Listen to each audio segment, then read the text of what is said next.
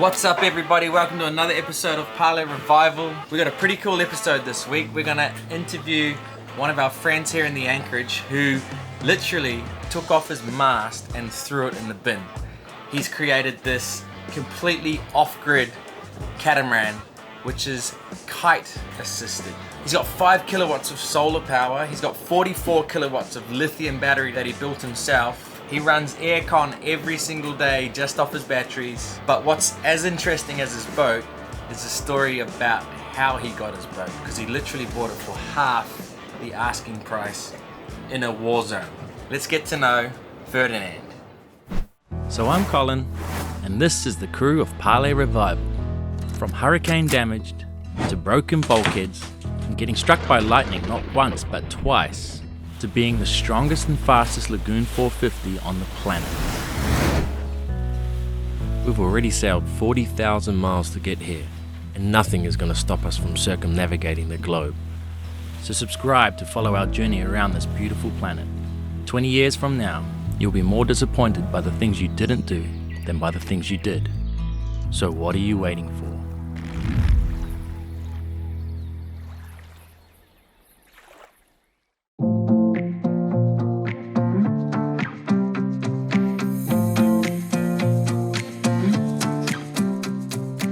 Nice boat out there, mate. Thank you very much. That's my Babelfish. I'm dreaming of a boat like this since I was like 13 years old. Just sort of the lifestyle in itself was always very much interesting to me, but I didn't know anything about boats. And in 2010, I was in Australia and I met a couple, younger couple, like younger to me, and they were sailing around the world on a monohull. Then I thought, all right, if they can do it, I can do it. So from 2010 onwards, I started looking into boats. Like, what does it even mean owning a boat? You know, all I knew is they're white and they float. So I pretty much very quickly figured out that I didn't want a monohull for myself. I wanted a catamaran. And about a year later, I nailed it down to the Bahia, the model I'm having right now. But because I only had 200,000 euros, the boat was worth 260, a good owner version. I couldn't afford the boat, so I was looking into options of how to get a boat within my budget. Without stealing one. Without stealing one, yes. So somebody else said then, all right, you go to a war zone where the owner can't get to the boat and or can't sell it. So I was looking for about half a year into war zones, and then the Arab Spring in Egypt started blowing up.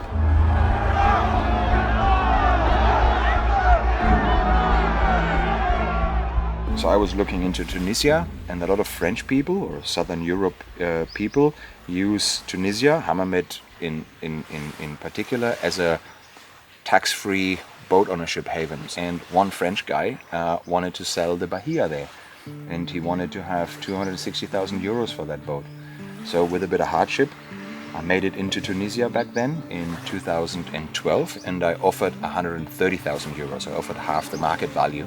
Because I thought, all right, there's the deal, you know, the boat is in a war zone, nobody is willing to get there, and the guy agreed. And Tunisia was in a full-on war. Tunisia was in a state of war, and the military took over the harbor over Christmas and New Year's Eve, because there was a rumor that the rebels are gonna, well, basically kidnap us in order to, whatever, hostage taking. We didn't have water, we didn't have electricity in the marina, everything was shut down.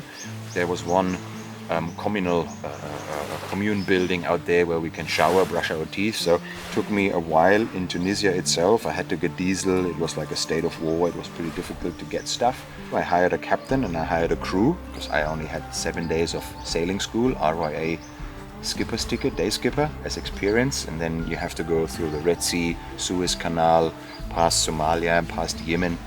I didn't want to take that on. So I hired a skipper, got them in with a bit of trouble, and then in January 2014 we were finally ready to leave the country, and we left at midnight, 50-knot storm blowing towards Malta, because we couldn't legally check out, so we had to sort of declare a bit of a maintenance drive, and then we were in 12 miles international waters already, and we just sailed all the way through to Malta, basically. So would you recommend to anyone to go to a war zone to buy a boat? I don't know. I would say no. In a nutshell, no, not at all. I was young. I don't say I was stupid. I wasn't just not as smart as I am now right now. Would I do it again? I don't know. Desperate times, desperate measures, but choose your war zone wisely. Choose your war zone wisely. Nah, maybe don't do that. Don't do that. No. But you got a boat for half price. That is unbelievable. Without any damage. The wiring was a little bit dodgy. I mean, the guy was an electrician. You know how it goes, never buy a car from a mechanic. So the wires were a bit spaghetti. So I ripped out anything anyway over the last 12 years of boat ownership and had new ideas and kept on ripping it. I think I rewired the whole boat 3 times by now. And I'm talking everything. So you work for Ray Marine, or you work for Octopus. I worked for Octopus in Phuket, Ray Marine, Victron dealer and stuff like that. Yeah, what's your electrical experience before Octopus? Mechanical engineering, electrical and structural engineering. I've built solar plants when I was 16 as a summer job basically. I've been playing around with that stuff since I was a kid. I got electrocuted when I was 7 years old just because I played around with power outlets and stuff like that. Hence the hair, you know, like that. As a kid, my dad got these boom boxes, the radios with the 2 cassette players. A CD player on the top and a little TV in the middle. Yeah. And I don't remember, 7, 8, 9, 10 years old, and I always wanted to watch TV. But my dad's coming in from the door and he sees the light of the TV, so then he gives me whatever, you have to clean your room, house arrest and stuff like that. So, okay. Ended up putting a reed relay, a magnetic switch on top of the door.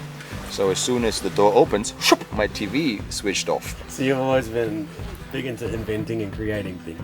Let's call it making trouble, yes. I'm a disruptor. I just like to push boundaries to something where, let's see where things end up. Well, should we go have a tour of this boat? Come over and have a look.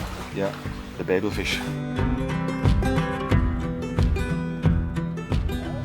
Hey, Ferdinand! This is a...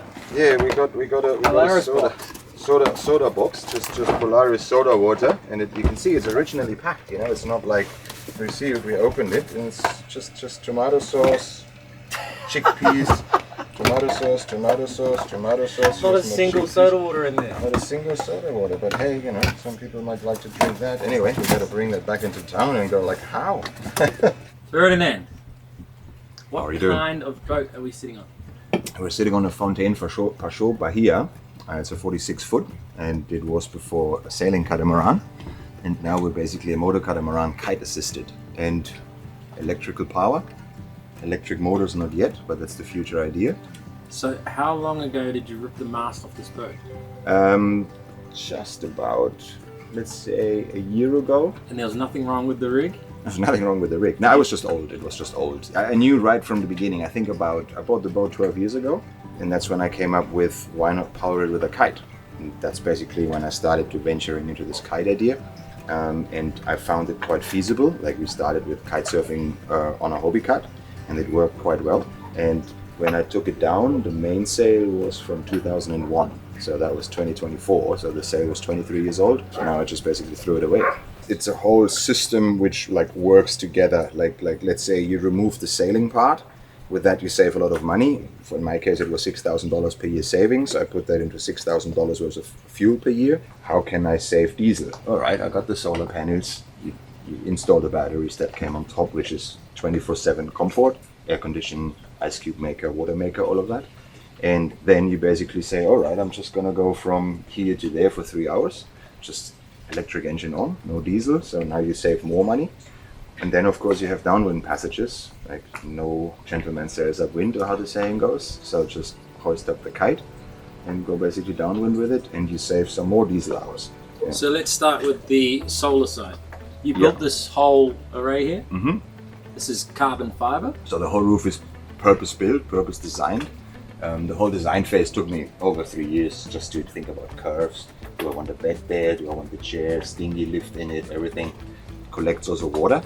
And then basically I thought, instead of building a roof, I just built holes and I filled them up with solar panels. Why spend the money on the roof when you put the solar panels on top anyway? And then I found these bifacial panels.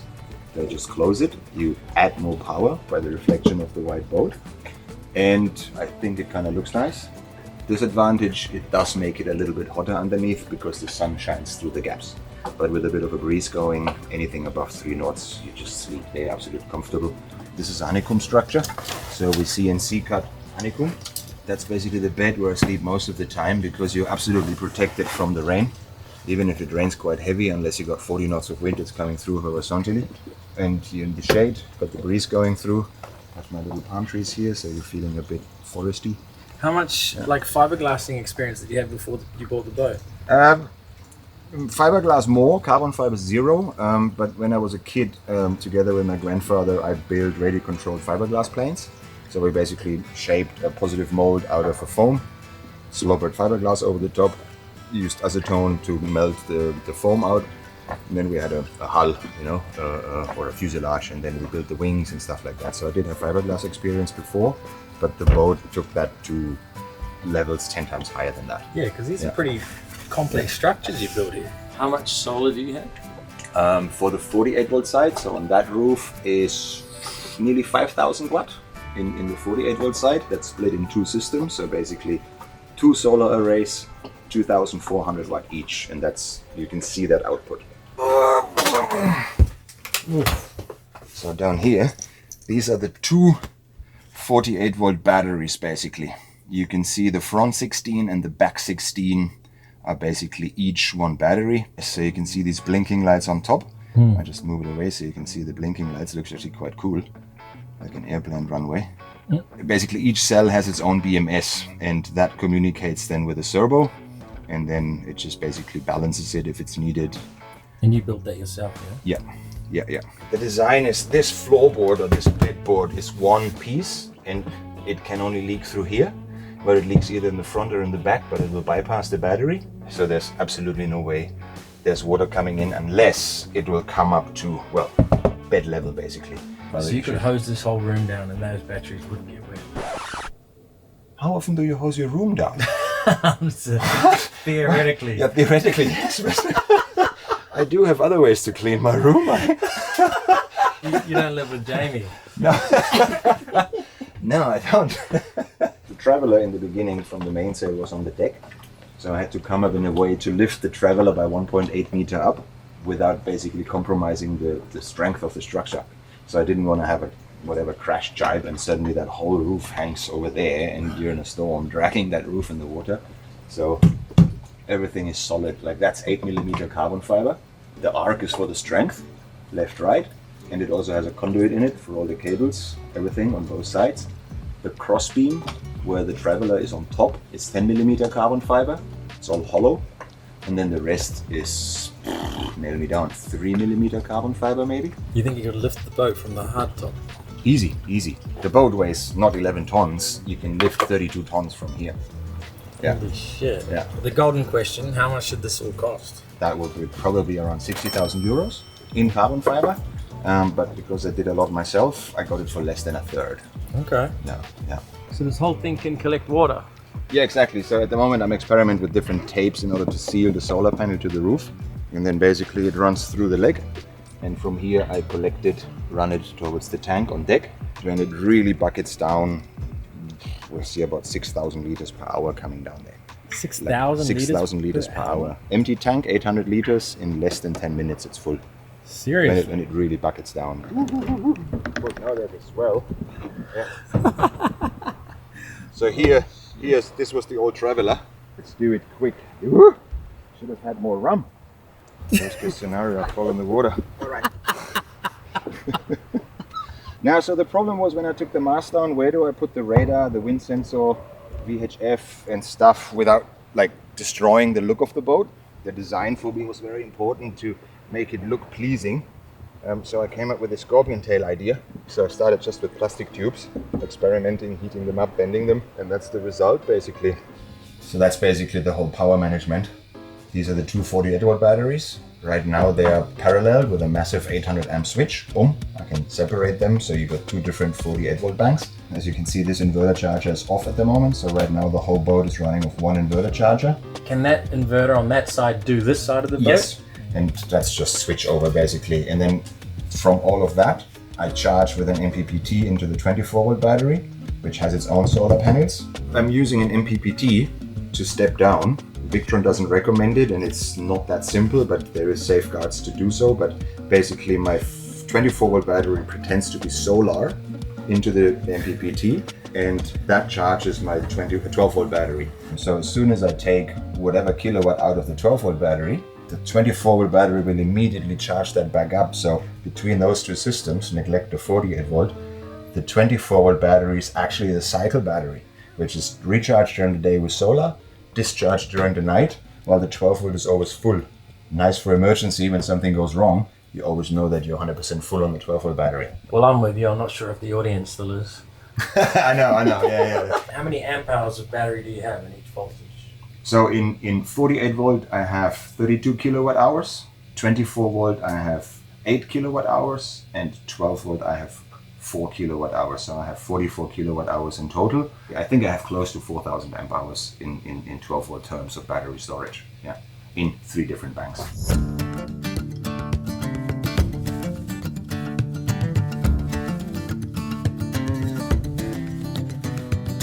Colin here. Yeah, this is necessary. Yeah, so that's my master cabin where I usually drool on the pillow. Yeah, so right now 22 degree in here, and that's just off solar panels. How many amps does your aircon use? So maximum power with one air handler, 2.1 kilowatt. So you're running a chilled water system on the A chilled water system, exactly. Yeah, I basically and so that would cool down the whole boat at 2.2 kilowatts. 2.2 kilowatt, exactly. The air handlers, even at 9, is like 180 watt or something, even in 9. It's just a DC Papst fan. Oh, you feel it from here. Holy shit. Okay, jet plane take up stuff. Yeah, it's return air from here. So in here goes the hot air. The engine bay, that's where the air handler sits. And then basically there's an outlet this way, an outlet that way, and an outlet on top. So it kind of grabs the hot air, pushes it down, because hot air is lighter, cold air is heavier, and it sucks it all back in. And that's running off the 24 volt? 48, because that's a 230 volt system. So through the inverter, it runs off the 230 volt. Yeah. And so how much of a battery drop if you run aircon all night? If I'm full at night, I wake up with about 65% left in the 48 volt battery. Yeah. So you can run aircon every night, basically? It's running during the day, and you switch it on, let's say at lunchtime, full sunny day. I have the ice cube maker running, I got the water maker running, 4 50-liter freezers, kitchen fridge, a bar fridge. You need a good mini bar. That's all running the whole day long, and all the batteries are at 100% at night. And you don't have a generator on here? No generator. I don't even have alternators connected. You're Mr. Redundancy. How do you feel about having no redundancy for solar? I don't think you need redundancy for solar, because if you don't step on them, they don't break. But that's why I split it. It's basically on the whole roof. It's 4 independent strings into 2 MPPTs. So 2 strings go in one, 2 strings go in one, which then goes into 2 48 volt batteries. What can go wrong there? Because the redundancy is in solar to solar. You know? What if you had 5 days of no sun? Even I mean, I don't need no sun, I don't need the air conditioning, so you're probably dropping down to 85% overnight. So even on a completely overcast day, you're charging the batteries? Yeah, this is always charging. I've never had a day where I didn't put anything in. If you want to sleep here at night comfortably, you're using only solar and batteries to cool the cabin down. Why do you keep a 9-meter long cabin cool at night? What's the whole point? So I thought I'd just close that thing off. And then if you close it off, you might as well just have an electric thing. And then you can see the screen going down and have a little bit of Netflix or YouTube just a session in here. There's going to be another curtain there. The idea is to go in and out. Sorry, no premium. Nah, it's just basically, if I use one thing to close it off, I might as well project on it, right? Close that. And then the whole boat is C-zone digital switching. So everything is electronically switched on the boat. It uses the normal car fuse. So even if you have a lightning strike and it wipes the whole computer, you put that fuse to here and you're back to your original boat, where you basically say on, off, on, off. So you just put the fuse here, and Robert is your mother's brother. So that's the C-zone touchscreen. So you can have your channels here. You just basically click on circuit 2. You can name it blue lights. It tells you how many times you have switched it on, 127 times. So far it's been on for 57 days, 10 hours, 4 minutes and 52 seconds. And no faults. Oh, I can connect that to Starlink basically, or any internet, and you can switch everything on from your phone anywhere else in the world. So now I've got night vision, CCTV cameras with motion sensor. If somebody walks past, it takes a picture, sends me an alert on my phone, again connected to Starlink. I can see what the camera is seeing. I can then connect my microphone, like a little baby camera sort of, and there's 3. So you're pretty much protected in all directions. Washing machine, 7 kilo house washing machine. I don't like boat toilets for the reason that whatever you put in them usually blocks them. Oh shit. Oh shit.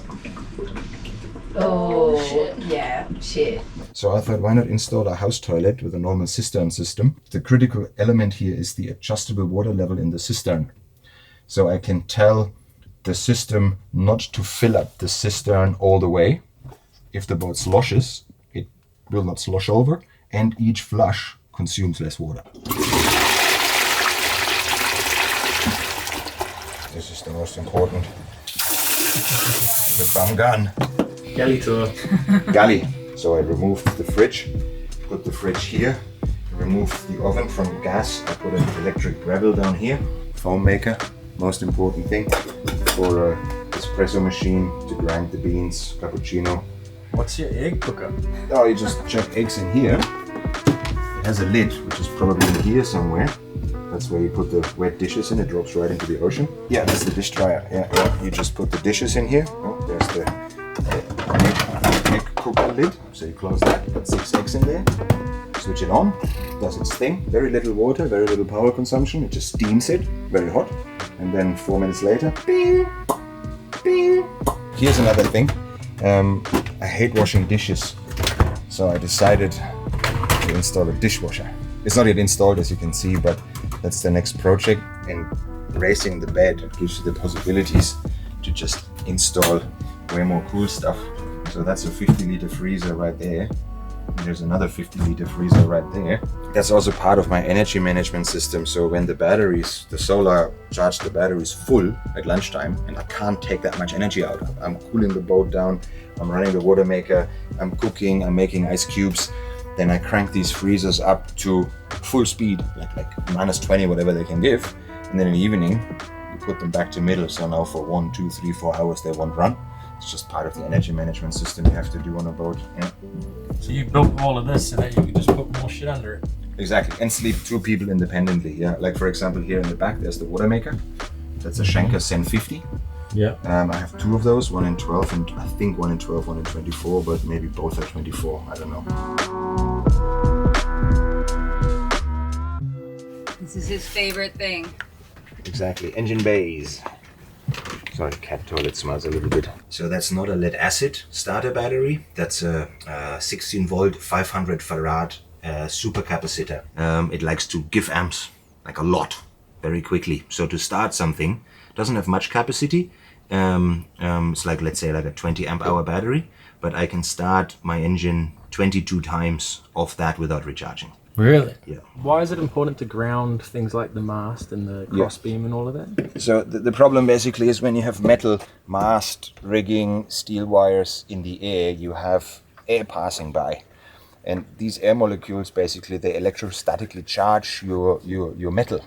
And if you can't discharge that into the ocean through grounding plate, this electricity, when you touch it, let's say to a certain point, when you are grounded, you get a spark, and that electrostatic charge within the metal, if it's not grounded, can attract lightning. And so one thing you haven't done yet is an electric motor on here.